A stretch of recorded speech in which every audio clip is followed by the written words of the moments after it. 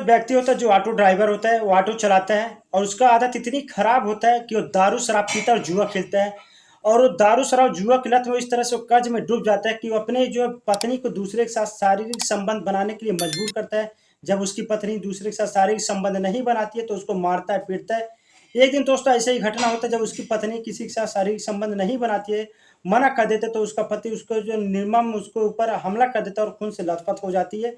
जब आने जाने वाले लोग उस रास्ते से गुजरते हैं, जब देखते हैं कि उस घर से किसी महिला की कराहने की आवाज़ आ रही है, जब लोग वहाँ पे पहुँचे तो देखते हैं बाहर से दरवाज़ा तो बंद है, लेकिन जब दरवाज़ा खोल के अंदर एंट्री करते हैं तो वहाँ का कारनामा देख कर के एकदम दंग रह जाते हैं, अचंभित में पड़ जाते हैं। तो चलिए दोस्तों, हम अब वीडियो में आगे बढ़ते हैं। अगर आप लोग मेरे चैनल पे पहली बार तो चैनल को सब्सक्राइब जरूर कर दें, बेल आइकन को दबा दें। जो मैं आपको दोस्तों कहानी सुनाने जा रहा हूँ वाकई में सच्ची कहानी है। दरअसल होता है कि आपके झारखंड में धनबाद में एक व्यक्ति होता है जो ऑटो चालक होता है। वो ऑटो चलाता है और उसकी आदत इतनी खराब होती है कि पहले में तो बहुत बड़ा अय्याशबाज होता है। उसके साथ साथ वो जो है दारू शराब भी पीता है, जुआ खेलता है। और वो जुआ और दारू शराब में इस तरह से मुब्तला हो जाता है कि उसके ऊपर एकदम पूरा कर्ज लग जाता है। और उसके वजह से उसकी खराब आदतों की वजह से उसकी पत्नी के साथ जिसका जिसका नाम मीरा होता है, लड़ाई झगड़ा होता है। उसका जब लड़ाई झगड़ा हद से ज़्यादा बढ़ जाते तो उसकी पत्नी उसको छोड़ करके अपने मायके चली जाती है, अपने माता-पिता के पास रहती है। दोस्तों इधर जो होता है, जो उसका पति होता है, जो ऑटो चालक व्यक्ति होता है, वो कर्ज में इस तरह मुब्तला हो जाता है कि जो उसके कर्जदार होते हैं उसको तरह-तरह के टॉर्चर करने लगते हैं, तरह-तरह के जो है वो तरह-तरह से परेशान कर लेते हैं अपना पैसा लेने के लिए, लेकिन इसके पास कोई रास्ता नहीं था कि वो पैसा दे दे। अब इस हैवान को कुछ नहीं सोचता है। अब उसके माइंड में एक ऐसा घिनौना जो चीज़ आता है कि जो कभी किसी ने सोचा नहीं था। उसके बाद वो करता क्या, हो जाता है अपने ससुराल। ससुराल में जाता है और अपने पत्नी को जो है जाता है, हाथ जोड़ता माफ़ी माँगता है और अपने पत्नी को जो है कोर्ट के द्वारा लिखा-पढ़ी करा करके अपने घर लेकर के चला आता है। उसके बाद जब ये कर्जदारों को पता चलता है कि उसकी पत्नी घर पे आ गई है, तो कर्जदार उस व्यक्ति से कहते हैं कि अगर तुम मेरा कर्जा नहीं चुका सकते हो, तो तुम अपने पत्नी को मेरे साथ एक रात सुलाओ जी। तो उसके बाद दोस्तों अपने पत्नी को जो है कई लोगों के साथ ज़बरदस्ती जो सुला दिया था। जब इसकी पत्नी इसकी उत्पीड़ना से तंग आ चुकी थी, तो जब मना करने लगी थी, तो ये नहीं मानता था। उस बार-बार उसको नशीला पदार्थ खिला करके उसको जो है सुलाता था। तो एक दिन होता क्या दोस्तों, एक दिन फिर वो जो है अपने पत्नी को किसी के साथ शारीरिक संबंध बनाने के लिए कहता था, क्या बोल रहा था, मार पीट रहा था, लेकिन जब उसकी पत्नी मना कर देती है, विरोध करती है, तो हैवान जल्लाद क्या करता है, उसके ऊपर किसी जोरदार हथियार से हमला करता है और एकदम पूरा खून से वो लथपथ हो जाती है और छोड़ करके मौके से वहाँ से फरार हो जाता है। उसके बाद जब सुबह का वक़्त होता है, जो राहगीर आते-जाते हैं वो देखते हैं कि उस घर से किसी महिला की कराहने की आवाज़ आ रही है, जैसे मानो किसी मुसीबत में हो। जब राहगीर वहाँ पर पहुँचते हैं दरवाजे पर तो देखते हैं बाहर से दरवाज़ा बंद है।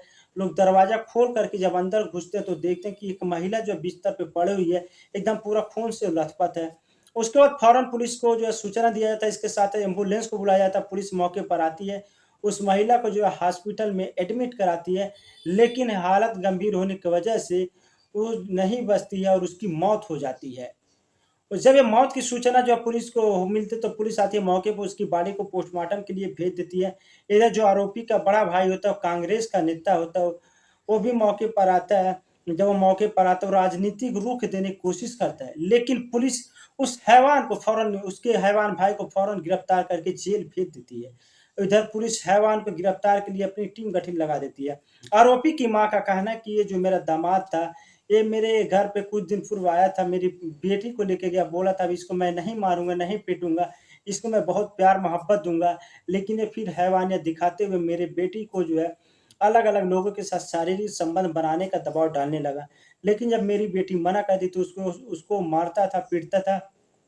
अभी घटना के दिन अभी वो मेरे बेटे को बहुत मारा-पीटा था, मेरी बेटी फ़ोन भी की थी और वो किसी के साथ शारीरिक संबंध बनाने के लिए प्रेशर डाला था, लेकिन जब मेरी बेटी शारीरिक संबंध नहीं बनाई, तो उसको दर्दनाक जो हत्या उसका कर दिया।